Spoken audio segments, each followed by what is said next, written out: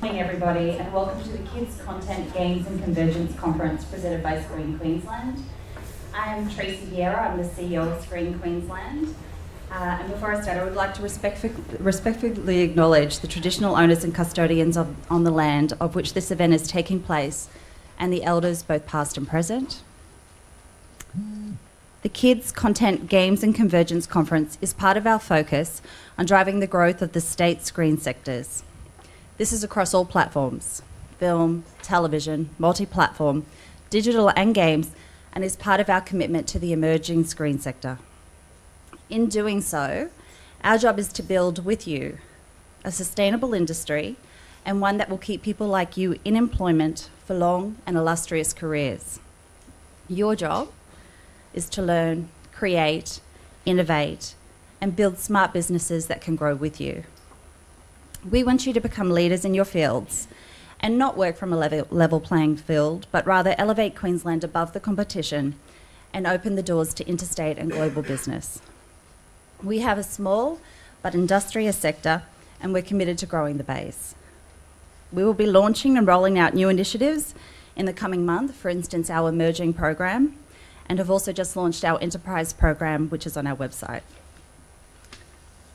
We're extremely grateful to all of our special guests who are with us today, who are here to share their stories, their learnings and insights with you. I would like to welcome our first speaker today, Vikram Channa, VP of Production and Development, Discovery Networks Asia Pacific Singapore. Vikram works closely with Discovery Networks Asia Pacific country heads to provide editorial direction. He and his team produce about 100 hours of programming every year across their brands. And with his team, he's executive produced over 500 documentaries, several of which have garnered accolades at events such as the Asia Television Awards, New York Festival, Omni Intermedia, and the Academy Awards. He began his working career in India as an independent producer of short films. He has a master's in both history and film and television production from New Delhi, and also holds an MBA from the Booth School of Business, University of Chicago, USA. Joining Vikram in conversation is Adam Schoff, who is the MD of ZooSkyMedia. I welcome you both.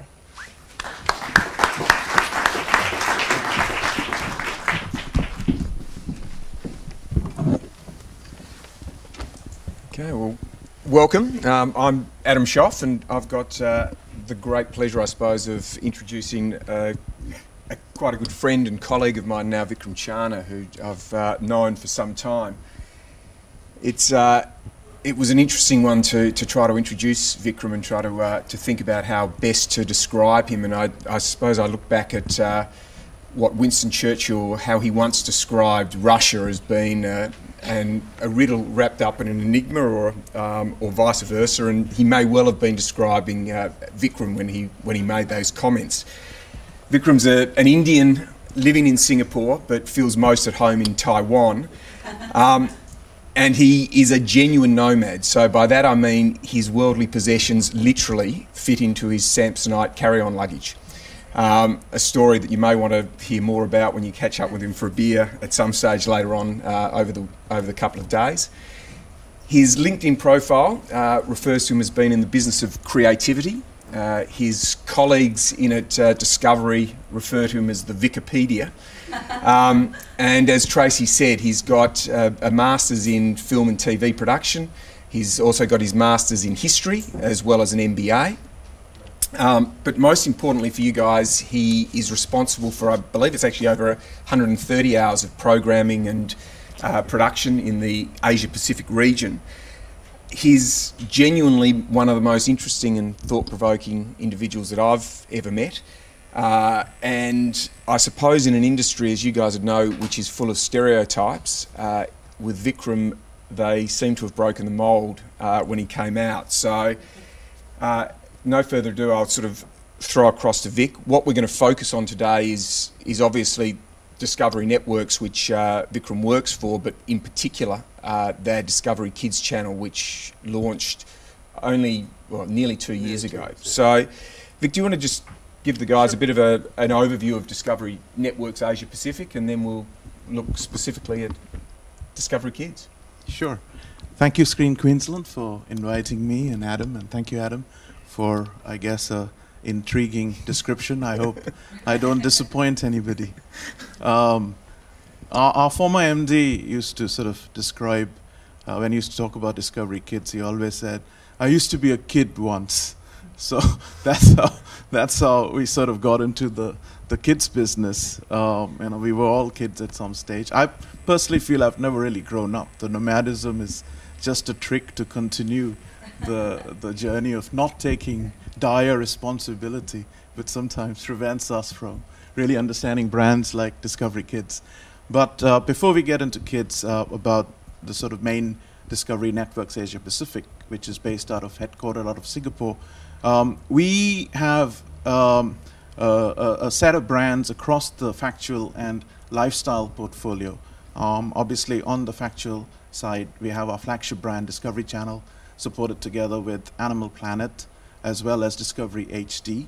And on the lifestyle side, we have our flagship brand, DLC, which is supported again by Home and Health, and as well as Turbo, which is a male proposition. Home and Health, of course, targeting females. Of course, Discovery Kids, as Adam said, launched about nearly 2 years ago. And I guess the sort of main reason for Discovery Kids, I mean, I guess one of the things we were chatting last night you wanted to know was about, why did we get into the Discovery Kids space? Yeah, well, look, and many of you would know with Discovery's got a range of different strategies for kids across the planet. So it's interesting to see how they've embarked upon their kids' journey here in Asia Pacific, and I suppose I was interested in understanding the strategy behind that. That's right. Kids has sort of existed as sort of branded blocks across the sort of we just celebrated our 20th anniversary this year. We've been in the business now in the APAC region for 20 years, and I've worked at Discovery of sort of 19 of those 20. Which doesn't really make me that old, but I joined when I was very, very young. But we used to have kids as a branded block, and it sort of went on and off a few times. It was there for a couple of years, and it was taken off. It used to usually pop up around sort of, early evening, early in the morning, but we never really consolidated it until, recently as 2 years ago, and sort of the main sort of reason for that can be sort of found in this slide. So if you look at it, we really found a very a real opportunity in the kids space in the Asia region, because seen from a content filter, what we found was that you either had kids channels on the entertainment space, which is sort of skewing to the left in pure entertainment, or we found existing kid channels like CBBS and Nick Jr. skewing more on the edutainment, so more on the education space. So there was nothing we found in the kids proposition which sort of combined entertainment and education, which is sort of what Discovery as a parent brand does. So there was a clear content opportunity because of this gap. And the other interesting insight at the time of thinking about the launch for Discovery Kids was on the sort of age demographic. On the vertical quadrant, we had a proposition for older kids, which was again sort of dovetailed primarily on the entertainment skew. So you had Nickelodeon, Cartoon Network, and Disney, and it's just sort of, as I said, just purely offering entertainment propositions. And then on the younger side, you probably only had preschool opportunities. With more recently CBBS and Nick Jr. So there was nothing really targeting our sort of core demographic of 6 to 12-year-olds, with a core target audience of 7 to 10. There was clearly a gap in the market in that space on the content side, as well as servicing or offering content for kids in that space. So that was primarily the opportunity which we sort of identified with, and it became the motivation for launching Discovery Kids. The other interesting thing is that if you see Discovery as a brand, if you're targeting older kids, late teens, 18 onwards, they might as well watch Discovery Channel. And then if you're obviously targeting preschoolers, Discovery is not really, a proposition for that demographic. So the sweet spot, the 6 to 12 with the core of 7 to 10, is really where the opportunity was, where we are very strong as a content provider. And there was, as we said earlier, a bit of a gap in the marketplace, certainly in Asia. So we took full advantage of that 2 years ago, and here we have Discovery Kids.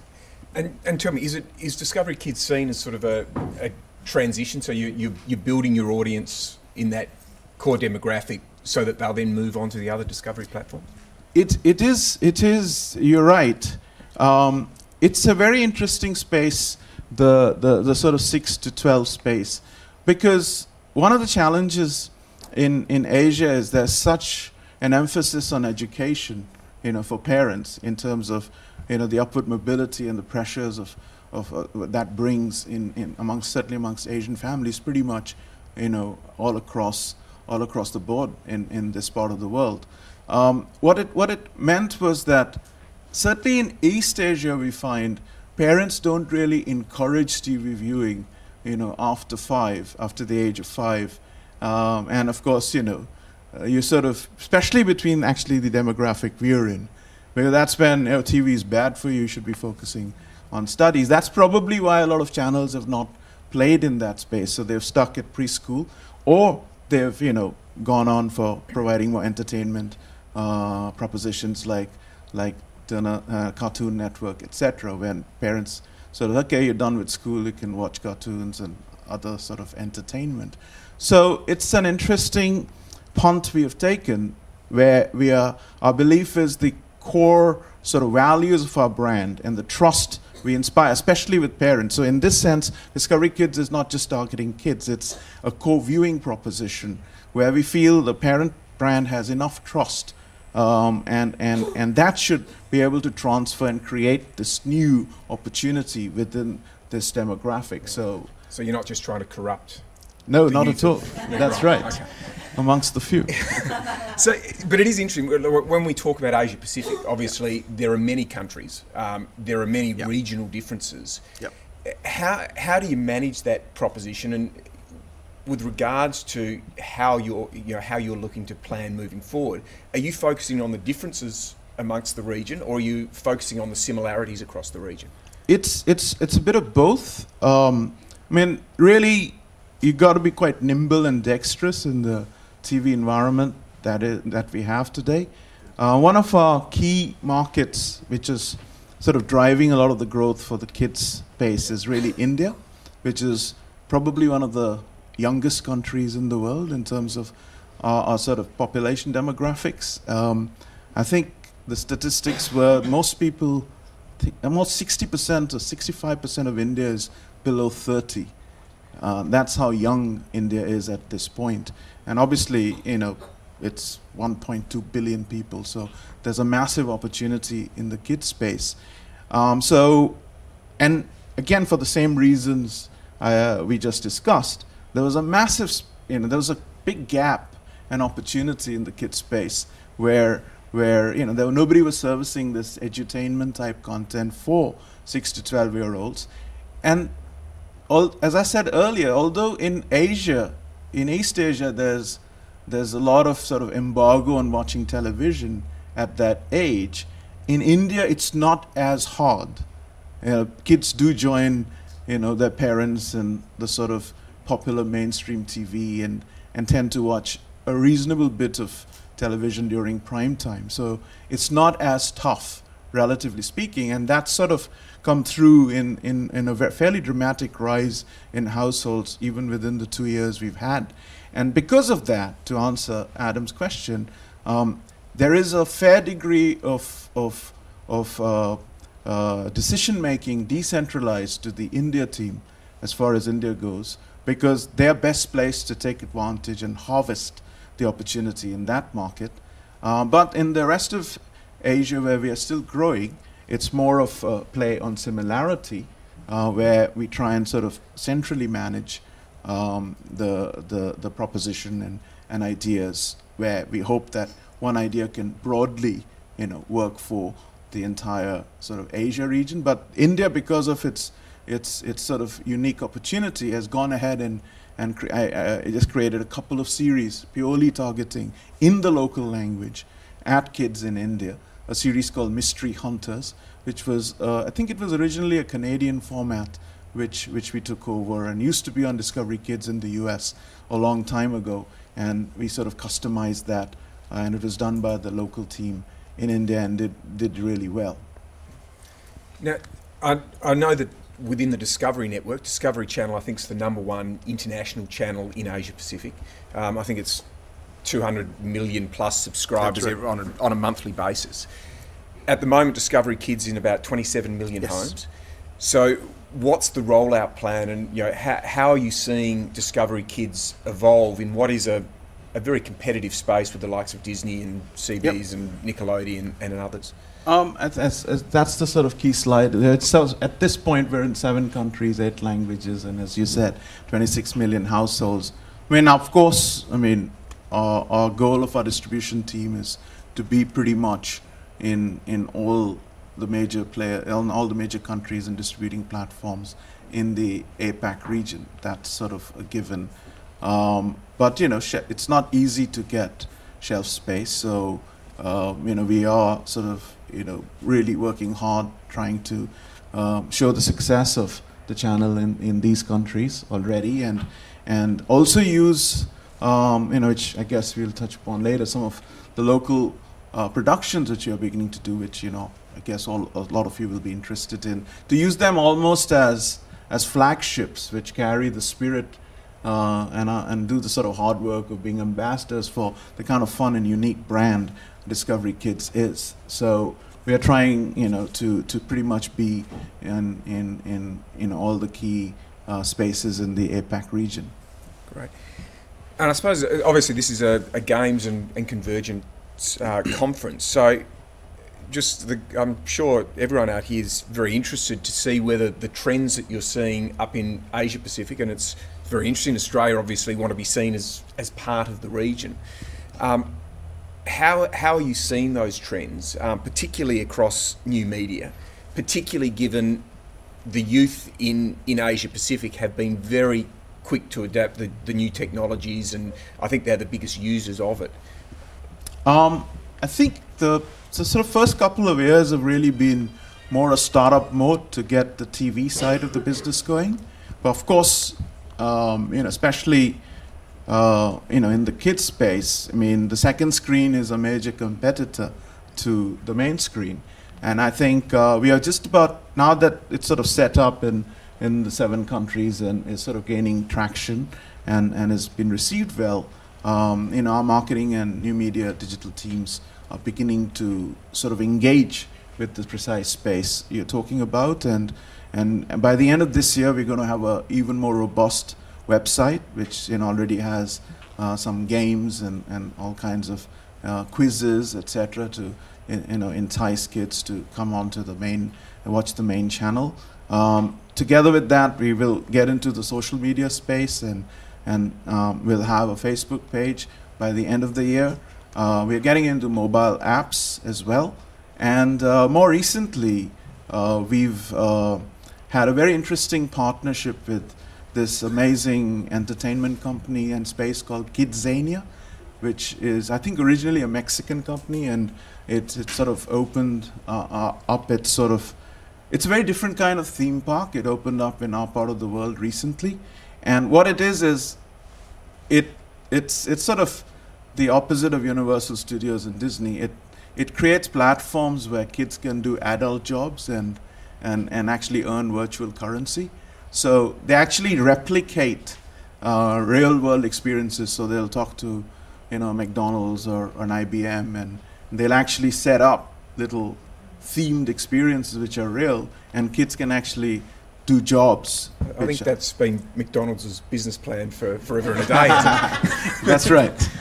So you get a good sense of the real world and how it functions. It's in that sort of space, family entertainment as they describe themselves. So we've actually partnered with them and created an app which the kids can sort of use and make their films, cut their films in the Kidzania space and do little short videos. So we're actually working out that partnership with them as we speak. So we're beginning to sort of engage in these sort of spaces. Once, of course, as the main channel consolidates. We reckon we show a little bit of absolutely. Yeah, we sort of talked a little bit about what it is, but we haven't sort of given you a sense of the energy of the channel. It sort of described the tagline for us for Discovery Kids is smart fun, and that's sort of indirectly capturing the entertainment sort of promise of the brand. So if you could just play this video. That's right. Tonight, we are young. Yeah! Discovery Kids is smart fun. Here we go. Are you ready for a head rush?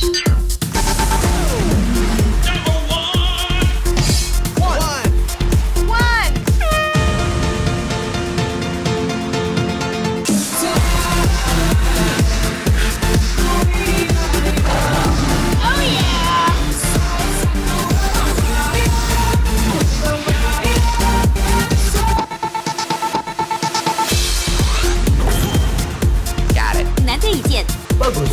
Oh iya, ได้เลย Come on, hey! Think big. You can do it too.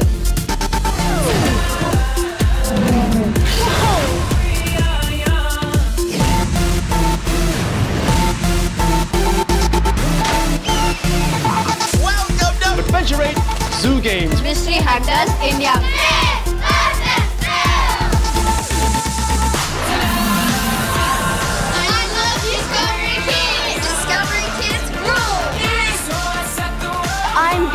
And this is my diary.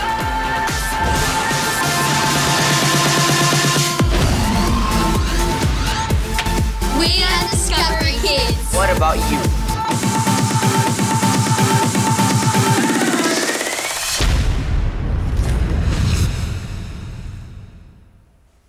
So that's the sort of energy of the channel, just to sort of replicate that for you guys here. And quite clearly from that, there's a lot of acquisition.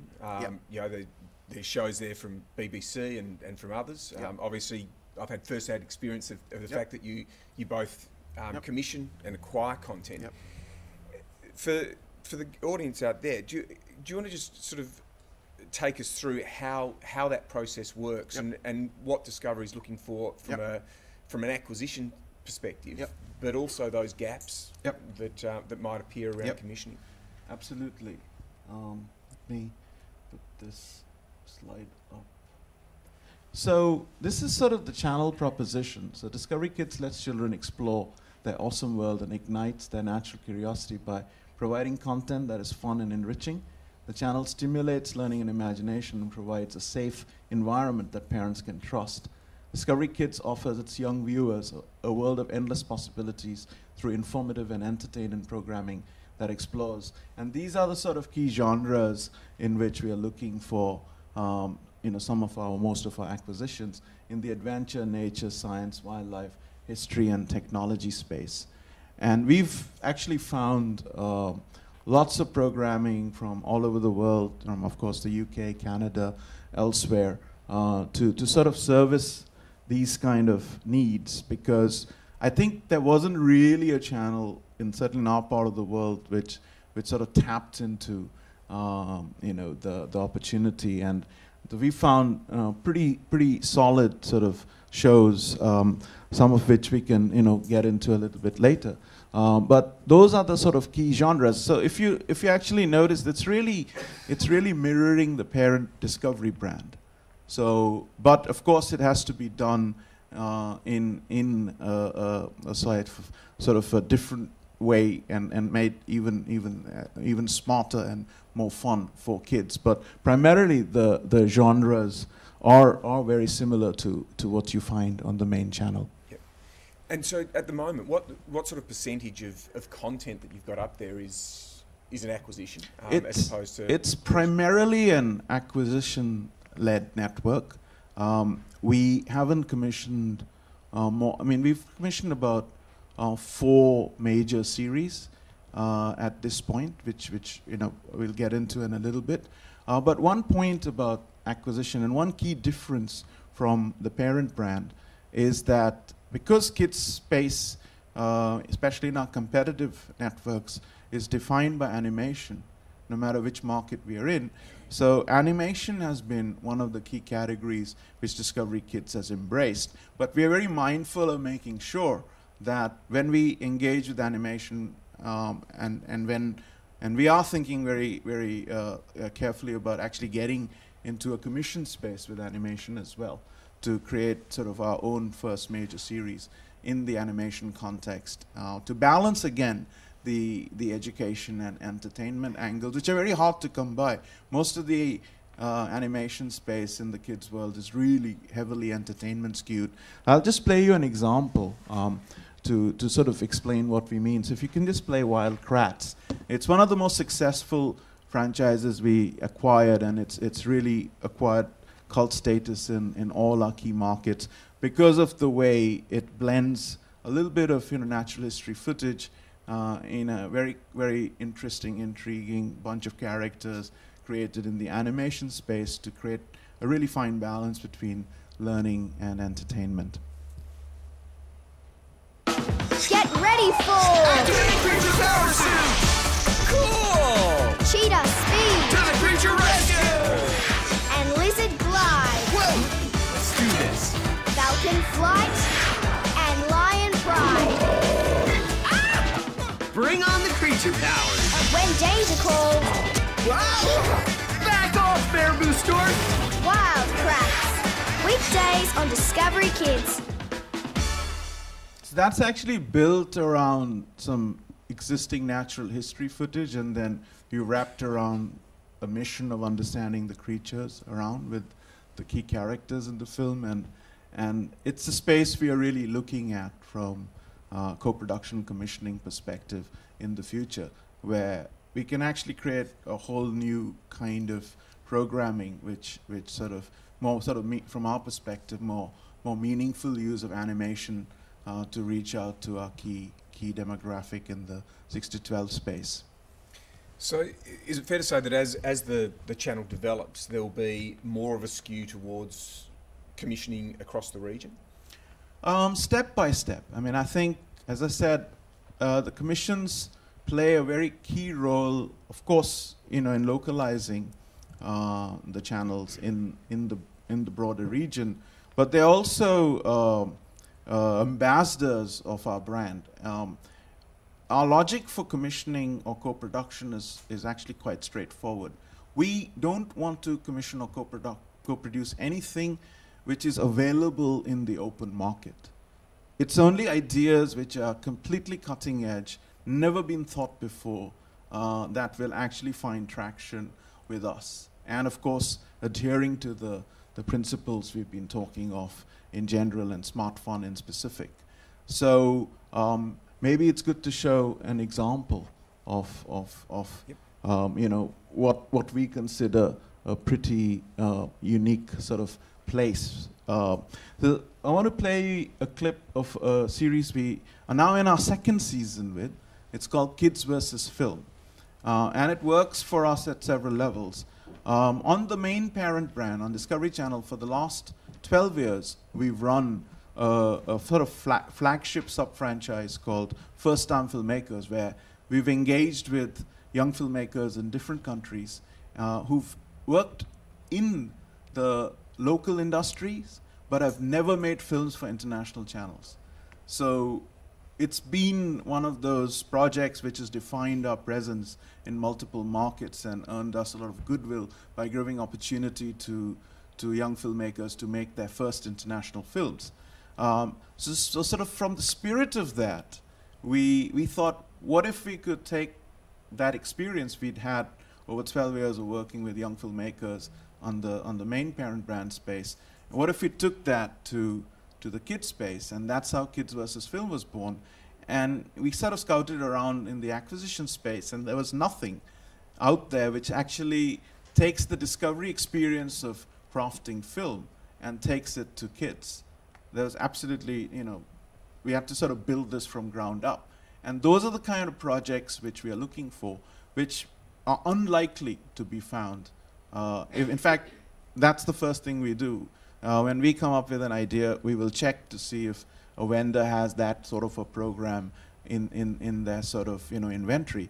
Otherwise, if we find, we might as well buy it. It's just much more beneficial for us. So I'll play. Sorry. And just, I was going to say, so when you came up with that idea, did you then go and find a production company to work with, or had production companies pitched similar ideas to you? How did you go about that process? We went to a production company. Again, they'd never really done any kids programming. There aren't any real sort of kids programmers in our part of the world. Quite frankly, I mean, I hadn't done any kids programming myself. So as far as kids programming goes, I'm a 2-year-old. But I think the key thing is that we must understand what good television is, and kids programming is really a subset of that. And you can always get in specialists who have worked with kids. But conceptualizing an approach comes from understanding of your brand and researching the kind of shows that are out there, and a very strong understanding of simply what we call good television. So I think within that, any of us can actually, start our journey with kids programming, like I did, as well as the production companies we worked with. In fact, I'd say bar one, none of the 2 or 3 odd companies we worked with had any real experience in kids programming, but we did inject specialists, to your question. Yep.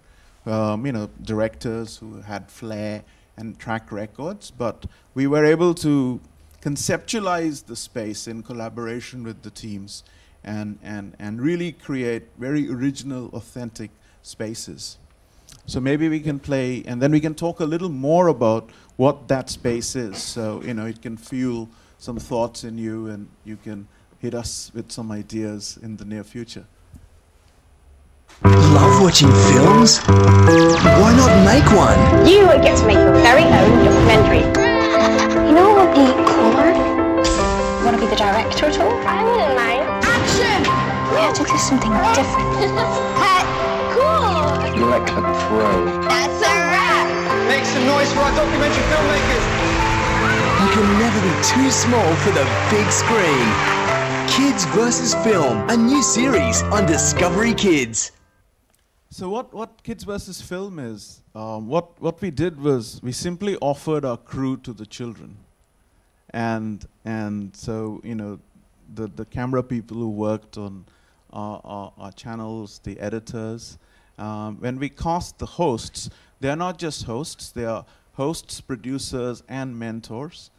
We had 2 kids of 2 teams each, and one host took sort of one team under their ward and care, and the other one with the other, and we created a very wholesome environment by which essentially we showed clips from existing Discovery documentaries as to sort of capture different kind of styles of filmmaking that exist within Discovery Channel, and each team had the same topic to make their version of the film on, but we used our clips from prior inventory for structure, for editing, for camera work and style. So they had something to bounce off and pick either one of the styles or create a combination of their own. So it's like giving them multiple choice questions and then getting very organic, raw, and extremely innovative responses, which were purely their own, but triggered by the vast inventory of experiences we have in our channel. And we just gamed that in a very clever format. And therefore, the instructions that came from there to the camera people, to the editors, were purely their own, but inspired by the imagery and the vast sort of range of content in the Discovery family. So the key point really is that it's very important for our parent brand to communicate understanding, knowledge, insight, whatever we may call it, in an experiential way. Kids TV tends to be quite instructional, in many parts of the world, especially certainly in Asia, and that's the mold we want to break. And that's why it's not always easy to sort of find those sort of unique spaces, which it's very easy to lapse into the instructional mode. Very hard to create, much harder than adults, as we've discovered, to create experiential modes for kids which are authentic. I mean, you can kind of cheat and create inauthentic ways of doing it, but that's not what we do.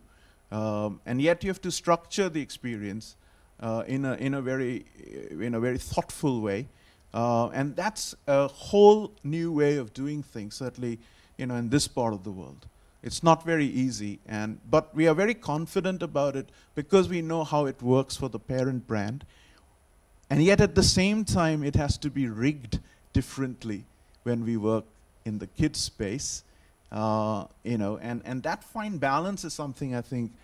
Adam and I work, and we're working on an amazing series, which we'll get to in a bit. That fineness of balance and how to get the raw experiences which are authentic, and authenticity being a major value for Discovery Kids as well as the main Discovery Channel.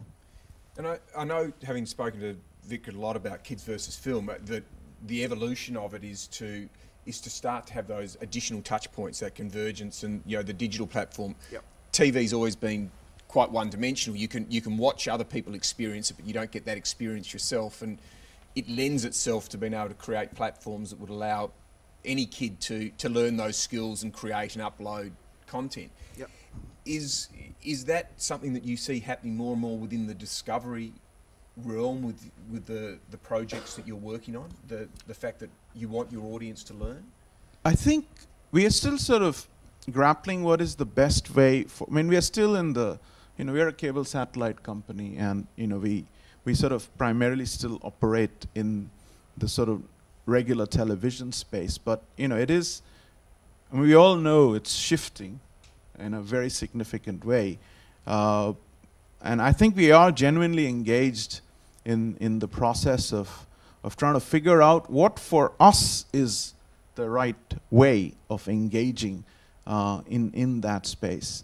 And it's not very easy to figure that out because we want, you can do something. People do cut downs and short forms, and those can be, consumed on mobile phones. But I think that's not the point. Just like with the kids space, how do you take the authenticity and the experiential quality of the main parent brand, and how do we set it up for kids? It's a really, as you know, very, very well. And we were at the zoo yesterday watching, filming with Robert for our new proposition, which we'll talk about soon. It's really difficult. So it is almost the same sort of challenge with new media. To do it well, and to do it in a way that it extends the experience people associate with the parent brand, is sometimes it takes a little bit of time to get it spot on. And I think we are all engaged in trying to figure that sweet spot out. And there are a number of engagements and things we are trying to find out where the extension is genuine. Yeah. Not token. Yeah. And the obvious one is obviously people have got to work out how to make money. Yep. Out of doing it. So that obviously a very engaged group out there, and they now understand the Discovery brand and the kids, and no doubt there's ideas popping into their minds all over the place. How do they now engage with Discovery Kids if they have an idea, they believe it sits really comfortably with the brand? Of course. What's the process, and how do they engage with you? As Adam explained, there is, if you already have pre-existing series, ours, some of you may already have the companies out here, which sort of matches a little bit of the clips we've shown. By all means, I'll put up a slide with a couple of emails at the end, which you can sort of send us immediately if something clicks, and our acquisition teams based out of Singapore will, as well as in India, will have a quick look and get back to you pretty soon on whether it works for us. That's obviously acquisition stroke pre-sales. Then of course is the sort of co-production and commissions part, which as we said is really finding an idea which has never been done before, but done, crafted, thought in a way that we genuinely get the kids to engage and experience and communicate the experience authentically, and authenticity being a very, very key word for kids as well as the main Discovery Channel. And that's tough, getting that sorted. It sounds easy, but it's a real, and that's where it's been a real steep learning curve. And maybe talking to that, maybe the clip which is outside the presentation, yep, to sort of play that. But before you play, I'll just give you some context, and Adam, yeah, you can add to. We've sort of co-partnered on this idea, and it's, should we say, been a year in the making? It has been a year, and look, it's been a very interesting process, because I'm not from a TV industry, and have experienced a range of different ways in which companies have gone about producing and I suppose taking an idea and bringing it to reality. And there is no doubt that the way Discovery Kids have gone about it, it has focused entirely on the creativity. If the creativity hasn't been right, if the storytelling hasn't been right, then we've made some pretty tough calls, and yep, it's taken a while to get there. Whereas some other experiences, it's fair to say, once you've got a budget, people are sort of like, well, let's just get the show made. It doesn't matter what the outcome is. So it has been a very interesting experience to watch it. I don't know if that's representative of the whole of Discovery or representative of Vikram, but it's certainly been a process that has meant that we have always come back to what the core proposition is, not just of the show but of the brand. And is that representative of? Yeah, that's pretty Discovery? much how we make any of our shows. Yeah. I think we were talking last night, and you were talking of the difference between cable TV, because it is most of the networks in the cable proposition are commercial networks, and they're chasing audiences. So we're very mindful of offering as much value as we can, because people pay for our channels. So that is a massive incentive to really be very, to treat our brands and our relationship with our audiences in a sacrosanct way. And that really informs the thoughtfulness and the energy and the passion that has sort of gone into between ourselves and our teams to sort of create this very unique new format, which is currently being filmed by Beyond, who are also co-producers with us. We created the idea, and then they came in because they really liked that space, and we also thought that they were the best people for making this kind of a show. But again, before we play the clip, I mean, you were saying yesterday about when is a good time to hit us with ideas, and we're doing a bit of a dry run for today. And I said, frankly, at this point, any time, because it can take up to 6 months to a year to shape something and to develop it. So if you have a great, the sort of cusp of an idea, and we really like the space you've identified, it can take that long. And also to find the financing, etc. We can turn to Screen Queensland, or it'll take a while to raise all the money. It'll take a while to streamline the idea, to get it, because of the difficulty of experiential and authentic and translating the parent brand values. So a head start is very useful. We're not going to go that far till we all feel comfortable in our bones that we've got it right, and that's And I think it's fair to say we spent a lot of time bringing people back to the format, getting people back to what is the idea. Yep. When often people wanted to jump ahead to the let's get the budget, let's get the scripts, and it's like, no, well, not much point having any of that done. That's right. Until we understand the format, and I suppose that's the part of the process that did seem quite different. Yep, exactly. And just to talk about the idea itself, just like Kids versus Film, our new format is called Wild But True. and it sort of is the story is actually quite fun. We were doing another kids format, which is again experiential at the Singapore Zoo. It was, you know, getting kids to do jobs of zookeepers, and it was a competition, and we called it Adventure 8 because it was 8 kids during their summer halls having a bit of fun at the zoo. Couple of years ago, well, yeah, it was almost a couple of years ago, so it's actually longer than a year. We ran into the Irvin family. One of the producers in my team, who happened to be on location, you know, jumped and introduced himself as Discovery, and this is a Discovery Kids show. I mean, we'd known the Irvin family a long time because of historical reasons, but I think we'd lost touch certainly with the APAC region, so we reconnected. And that is because, you know, Brian, who's a very enterprising producer on Discovery Kids in my team, leapt at the opportunity of meeting the Irvins, and we all met up again, and we decided to do something. And Wild But True came out of it. And what it is really a show. It's actually reinventing in the history of inventions.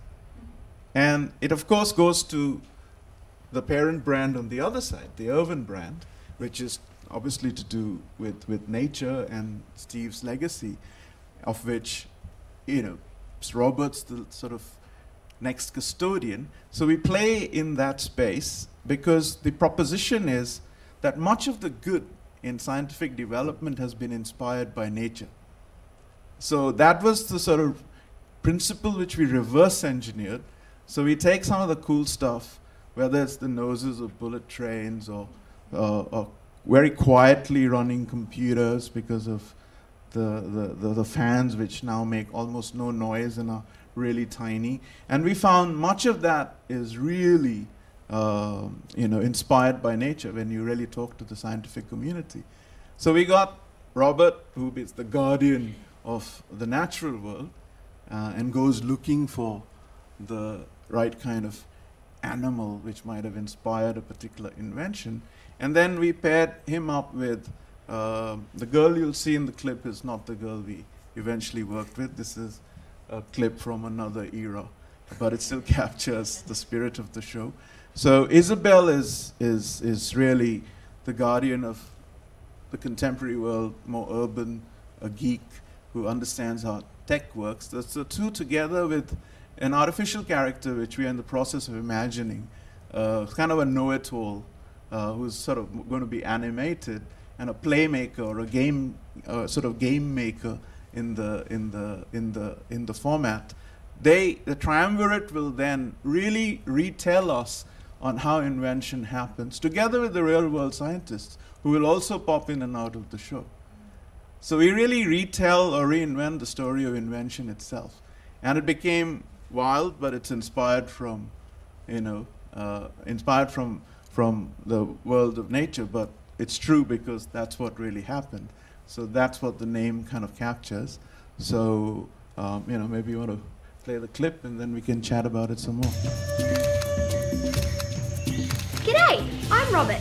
I grew up with crocs and animals and loads of nature. I love to explore and understand it. You could say that I'm Mother Nature's #1 fan.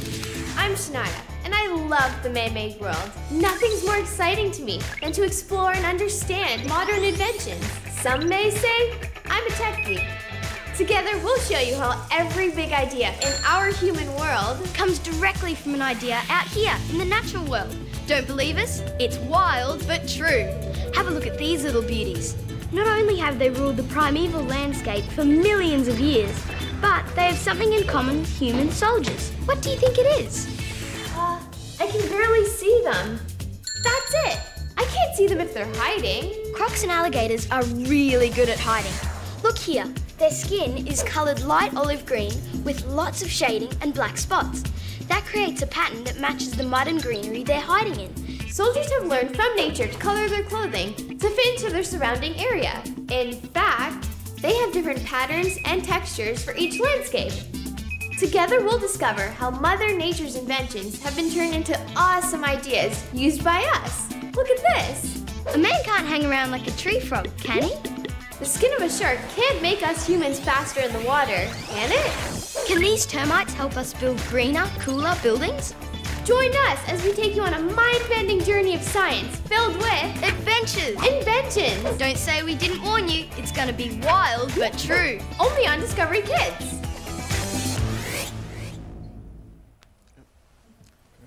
So yeah, I mean, more thoughts on Wild but True? Wild but true. So I suppose we're sort of coming towards the end of the session. We want to take some questions in a second. So if... you can just, I've got a final slide to show the addresses, if you can.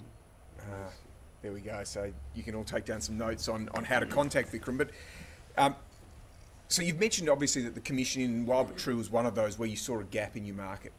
Are there other sort of areas where that you can share with everyone some gaps that you might currently see in your in your schedule across the region that you're looking to fill? I think we are genuinely trying to engage. We're sort of taking it a step at a time. So we did the art or craft of making films. We entered science, invention, wildlife.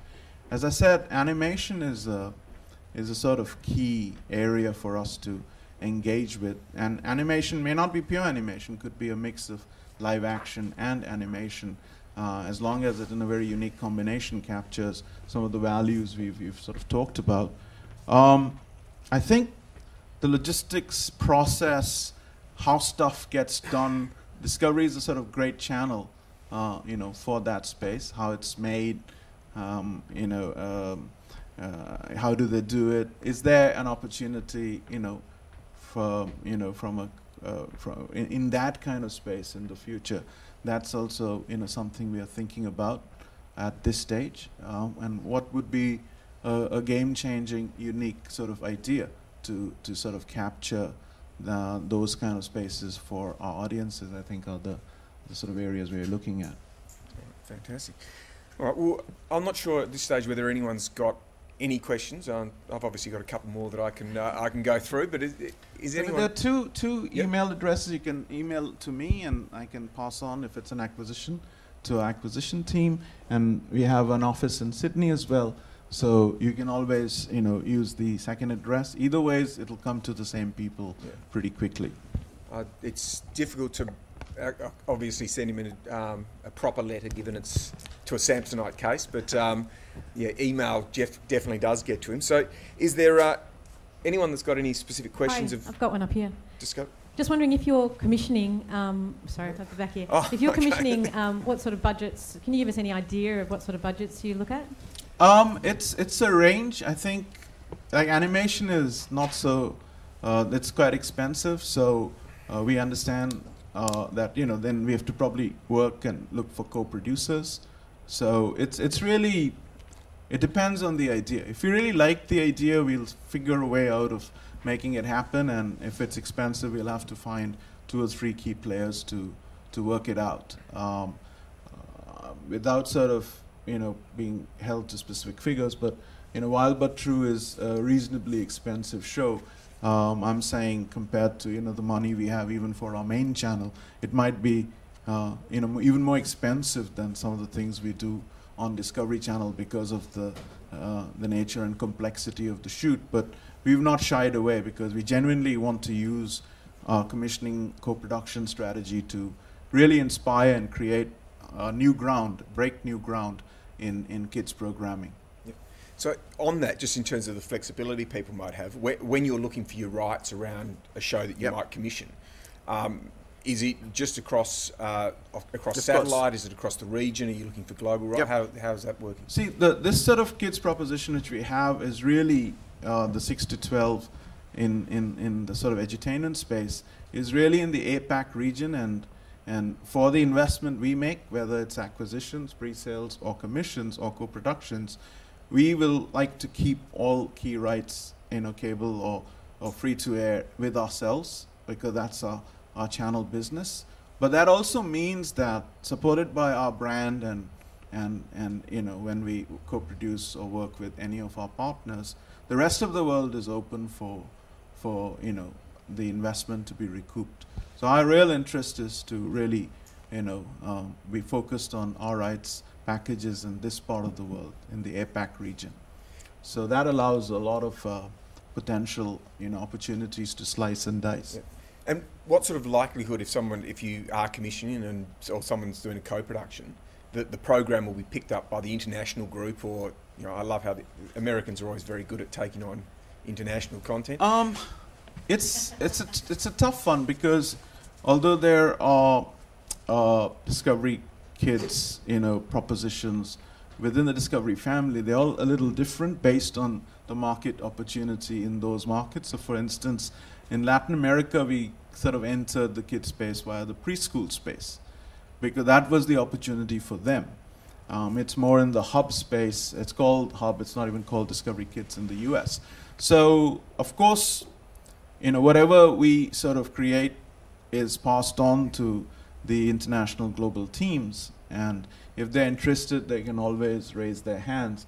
But in general, we're kind of quite specialized in what we are doing in this part of the world, which does, for most part, leave the rest of the world for carving out the right kind of deal from a commercial perspective. Are there any other questions out there? No? It is early in the morning, so we will excuse them.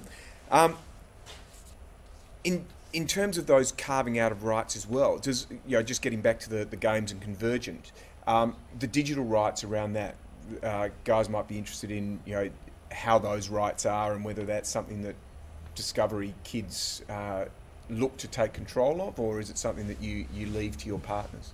I think at this stage we would probably, we'd be open to discussion, but in general we would probably keep those rights to sort of exploit ourselves as we sort of, we'd probably hire the right people to develop that space as and when, we engage with it and take up propositions.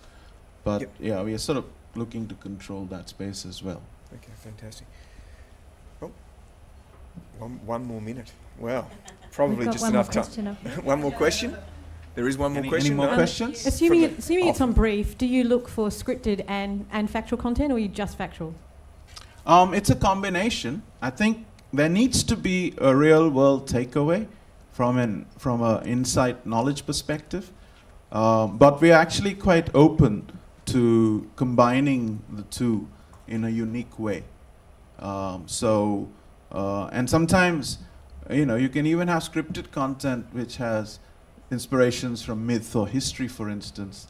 So as long as we feel there is a very, very strong, takeaway which sort of, adheres to the edutainment promise. Like, for instance, it's Little Prince, right? Like, if there was an animated version of, I think we bought it a while back, of a book which is inspirational in the kids space. Yet, yeah, it's scripted, but then it sort of plays up in that edutainment space. So we are willing to be quite flexible if we feel there is, a really solid takeaway. So it is a fluid space as long as we can justify genuine learning and takeaway in an experiential way for our key audiences. Fantastic. All right. Well, I think if that's it, obviously just want to thank Vikram for his time. He is going to be around for... There we go. He will be around for the next couple of days, and I do implore you to have the chance to have a chat to him, because it is always fascinating. His contact details are up there, so feel free to do that, and enjoy the rest of the conference. So thank you very much. Thank you. Thanks, Adam. Thank you. Good morning, everybody. Thanks for being here. We're going to have a short